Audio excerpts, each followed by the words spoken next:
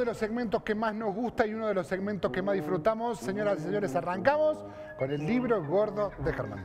¿Cómo le va, señor Profe, Melonín? ¿Todo bien? ¿Todo bien? Muy bien.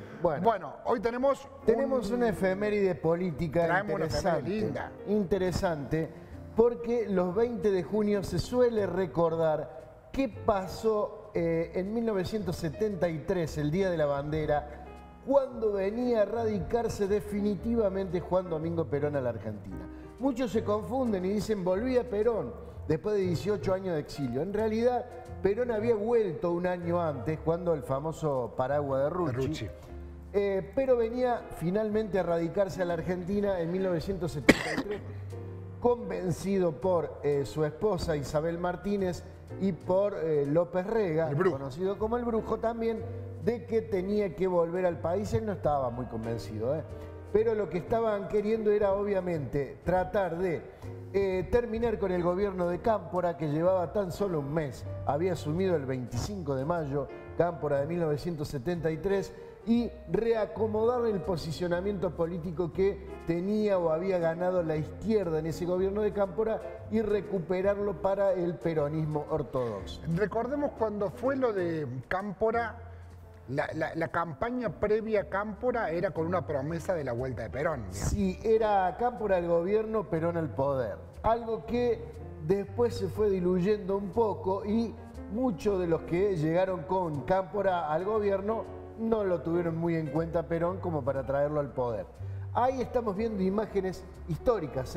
Francisco Franco, la persona bajita que está vestido de militar, lo acompañó hasta Perón al avión que lo estaba esperando de Aerolíneas Argentinas, un avión que estaba repleto de dirigentes de su sector, repleto de artistas, repleto de gente de la cultura que venía o iba a España a buscarlo a Perón y traerlo definitivamente a la Argentina. Y ahí estamos viendo la movilización política más grande de la historia del país. Se creen que entre 3 y 2 millones de personas fueron a la zona de Ezeiza, a la autopista Riccieri, a esperar a Perón, que iba a hablar en el cruce de la autopista Riccieri con la ruta provincial bonaerense el número 205. A ver, una intersección de la autopista con una ruta, o sea, era lo que le llamaban un trébol.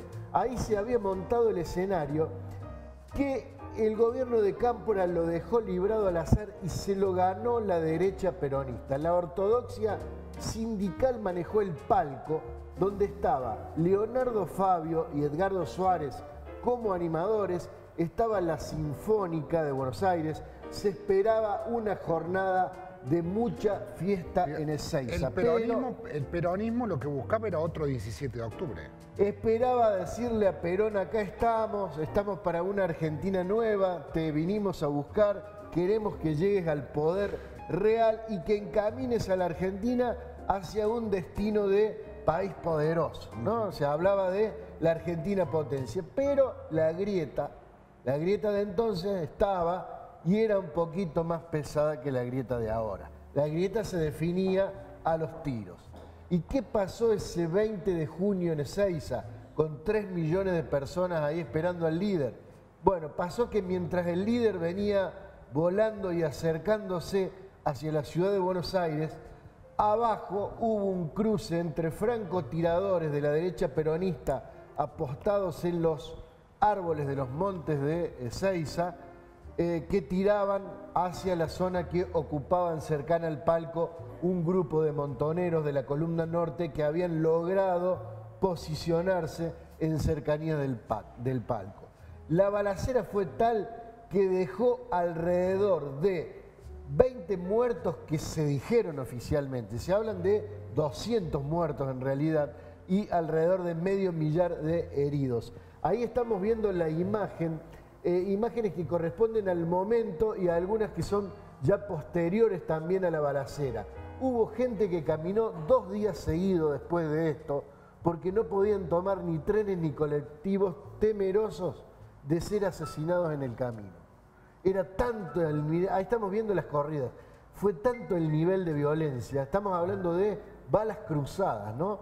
De una punta y de la otra, con mucha gente que no tenía absolutamente nada que ver con los grupos radicalizados en el medio. Contame cómo era el peronismo en ese momento. ¿Cómo estaba formado el peronismo? El peronismo estaba formado por la juventud maravillosa, la juventud que había cobijado Perón para volver o para regresar al poder, pero a la cual no quería, que era la juventud de izquierda, fundamentalmente vinculada a Montoneros y a la FARC, a las Fuerzas Armadas Revolucionarias, y por el otro lado estaba la ortodoxia peronista, que era fundamentalmente de origen sindical y era muy vinculada a la derecha. No querían para nada que el gobierno sea copado por la izquierda. Era un peronismo vinculado más a Lorenzo Miguel, a la UOM, al ESMATA y a todos los gremios. Y a la iglesia también, digamos. ¿La iglesia estaba más con ellos o Sí, estaba más con...? la iglesia estaba en el medio. Había curas del tercer mundo que estaban con la izquierda y curas tradicionales que estaban con la derecha peronista. Las imágenes que estamos viendo son terribles porque hay que imaginarse 3 millones de personas en el medio de ese lío. Si vemos los autos, cómo están corriendo, esos autos iba gente disparando adentro, con armas cortas y armas largas, se usaron fusiles de francotirador. O sea, fue una verdadera tragedia que vivió la Argentina. ¿Qué hizo Perón o qué hicieron con Perón ahí en ese momento? Lo desviaron a la base aérea de Morón. O sea, dejaron a toda esa multitud que fue a esperarlo, que se paró frente al palco para esperarlo y se tuvo que tirar cuerpo a tierra mientras la orquesta sinfónica tocaba, como en el Titanic. Tocaban escondidos detrás para protegerse de las balas.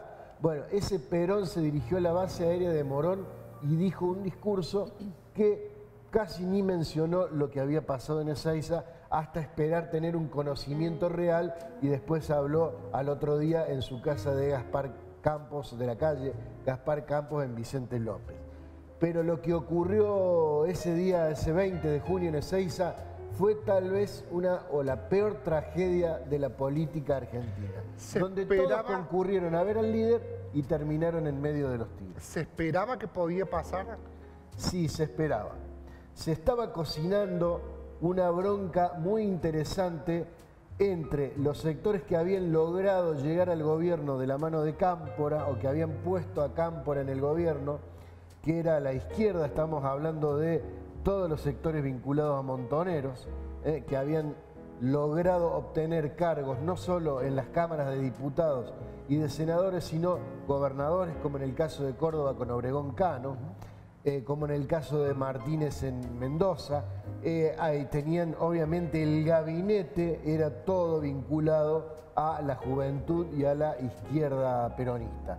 Entonces la derecha peronista y los gremios, la columna vertebral y la resistencia peronista de los primeros años del exilio de Perón se la tenían jurada. En esos gremios están las famosas 62 organizaciones. Las 62 organizaciones y la CGT. Claro. Sí, claro. Obviamente las 62 organizaciones comandadas por Lorenzo Miguel también tienen mucho que ver aquí.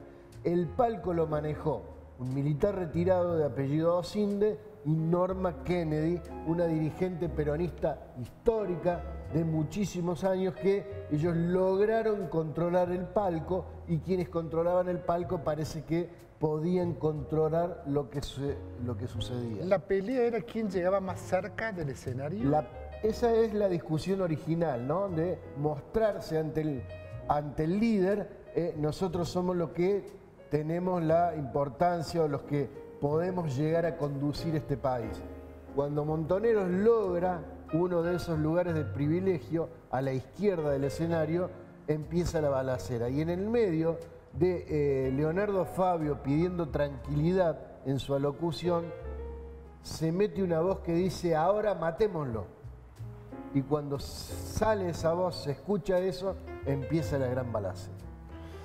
¿Cómo termina esto? ¿Con Perón? Esto termina con Perón empezando a acercarse a la derecha peronista y alejarse paulatinamente de la izquierda que lo había ayudado a llegar al poder, pero que él no consideraba como parte del movimiento peronista. Él estaba convencido de que la izquierda no era peronista, sino que estaba más vinculada con las ideas de Cuba, con las ideas de algunas revoluciones que se habían dado en el mundo, pero que no tenían nada que ver con el movimiento peronista. Un Perón enfermo, un Perón que ya tenía muy pocas horas de lucidez durante el día, pero que termina inclinándose, y todo esto lleva a algunos meses después, un año y un mes después, el 1 de mayo, a decirle a los montoneros: ustedes son unos imberbes, no tienen nada que ver con esto, se tienen que ir. Y fue el día que los montoneros se fueron de la plaza y dejaron media plaza vacía. Todo había empezado el 20 de junio de 1973 en Ezeiza. Siempre es un gusto y un placer, y lo que aprendemos es increíble. Porque como decimos siempre, el libro gordo te enseña, el libro gordo te enseña, y con Germán te decimos contento. Hasta la semana que viene. Germán Negro y el libro gordo de Germán. Nosotros nos damos una pausa y ya regresamos. Gacho, rumbo a los árboles.